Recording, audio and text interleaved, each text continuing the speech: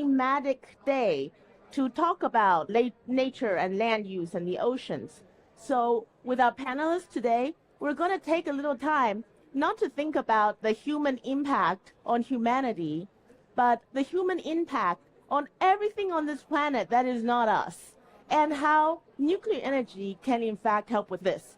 So I'm going to introduce our panelists one by one, and I'm going to ask them to share with us maybe something about how nuclear energy can help with preserving nature as we are also trying to reduce climate change. So we're going to start with Dr. Suniva Rose.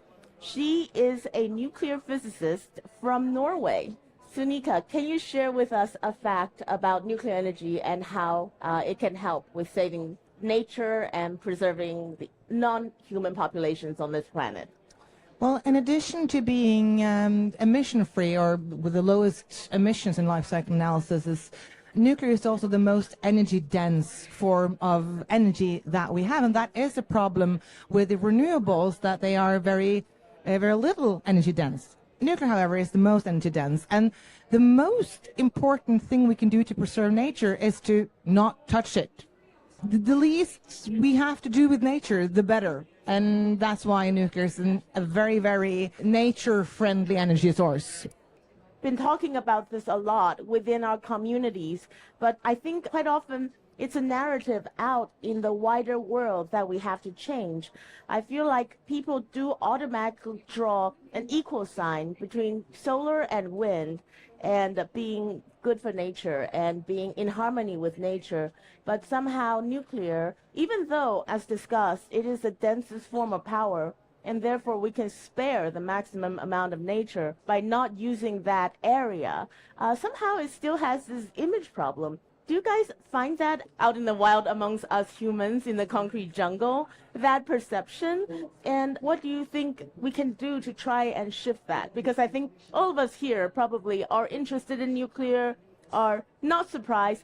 A show of hands, who here is surprised by the fact that nuclear is the densest form of clean energy generation?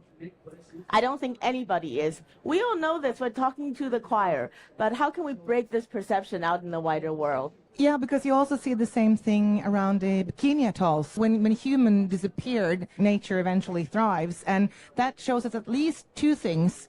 One is that, yeah, human interference is the worst to nature. So back to what we started at. I mean, if you want to preserve nature, leave it alone. That's an important part. But another thing is that it's also a hopeful one, because it shows that even when we have tried really hard to destroy it, if we leave it alone, it actually restores. That's a happy story. But back to your original question, it's a hard one. Like, how do we get people on board? And I think we have to remember the numbers people, the engineering minds, they are more with us to begin with, because they look at numbers and they say, okay, so the numbers are this, and then that's fine. But if we then keep our sort of engineering on scientist mind and try to communicate just the numbers, I don't think that really will help, because then we are only talking to the ones that are already with us.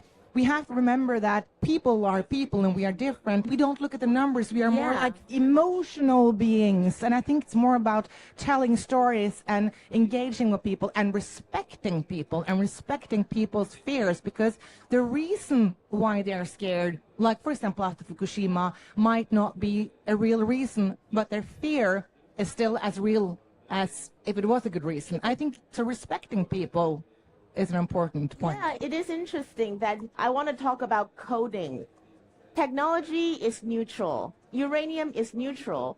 But certain things in our culture get coded as left wing, right wing, in, out. I'm afraid that somehow even nuclear uses very little land and actually allows nature to be wild. Somehow it has been coded as industrial, and it has been coded as anti-nature and hyper-human development.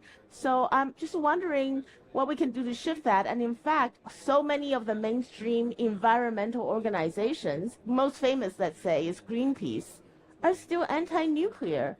How can we reach out to them and change that fact? Yeah, I would just like to add to that because another point there is so people see the wind turbines and they understand it. And it is, as also you said, that it's this romantic idea. I mean, it sounds really, really good to harvest the energy of the wind and the sun. That's a really, really nice idea. And you see the windmills and you sort of, yeah, you can understand it. This goes around and then you produce energy. So what I've experienced in more than 10 years as a nuclear physicist have been talking about what is nuclear energy. Even if I'm invited to talk about like how could nuclear be in a Norwegian energy mix, which is really not a nuclear physics question. But I always insist on spending quite some time about starting with everything is made out of atoms. Every atom has a nucleus. Some of those nuclei, they can fish and explain this. And what happens after that, people say, I get it. It is harder. It is sort of a higher, more technological advance to talk about what is it. So this demystification, in a way, I think that is important also. Not about nature, but how do we come around with this? I think so. And also just, I don't know why it is, maybe because nuclear waste lasts for a long time. People have this like mistaken idea in their mind that somehow nuclear waste is uniquely polluting compared to everything else that we generate as a part of our industrial process. And for some reason that uniqueness stick in people's mind and they aren't able to put it in context. And one way I do want to put it in context is the scale of, we know that it stands. Can anybody tell me, like, for a standard, like, gigawatt scale nuclear power plant, how much solar panels or how much wind turbines will we need to replace that? I have one number that I tell, and that you probably have. I mean, it's the same basic number, but you say it in a different way. So what I say is that I compare the energy release in the fission reaction to the chemical energy that you get when you burn something. So I could actually compare it to burning, for example, coal, or it could be anything. So that is a reaction when carbon reacts with oxygen, producing CO2. So that's more energy dense than the renewables. But even then, you get 50 million times more energy per reaction, 50 million times more. What does that mean in something that we can relate more to?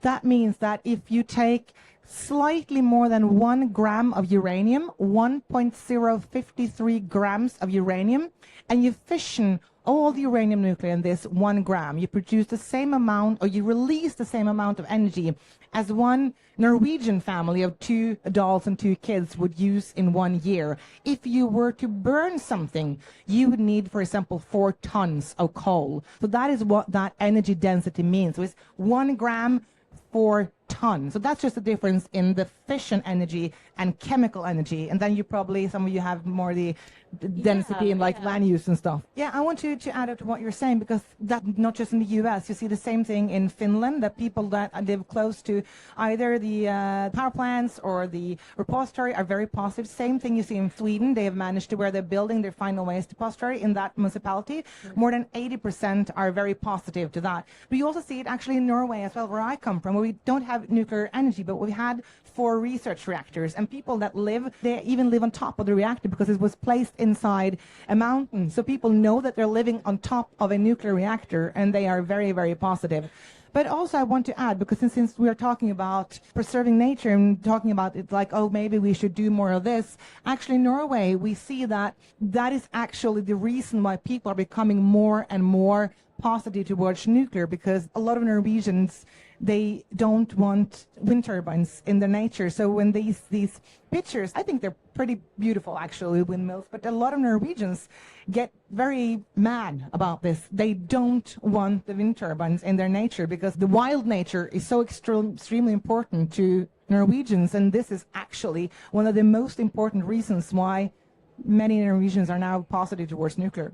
I would like to open up the floor to any questions that you might have for our panelists. I invite you all to, or even share if you have a personal experience about this or something that you'd like to say on this topic. I would really love to hear from you. When it comes to nuclear waste, what do you think are the most nature-friendly solutions? Because nuclear waste is something that people ask about, obviously, because as that is something that has been talked about. Oh, but you have this dangerous waste. And that is true. You produce waste that should not come out in nature, and we have to take care of it. But that is perhaps also one of those facts about nuclear that might be surprising, that the energy source that produces the least amount of dangerous waste per kilowatt hour produced energy is actually nuclear. So if you are scared of toxic waste, then nuclear is also actually the best. But yeah, you have to take care of it, for example, like the Finns are doing. And we're almost about to round up. I will ask our panelists for any final thoughts. Yeah, so when it comes to changing this narrative and sort of engaging the audience, and I think we've had a very nice discussion. I mean, this is a big question, but I want to say one thing that is, at least as a Norwegian, slightly politically correct, and that is that we need more women, especially young women, I think, who are working somehow with this industry or in this scientific community, to get out there and do it in your own way. We need more people, but especially women and young women.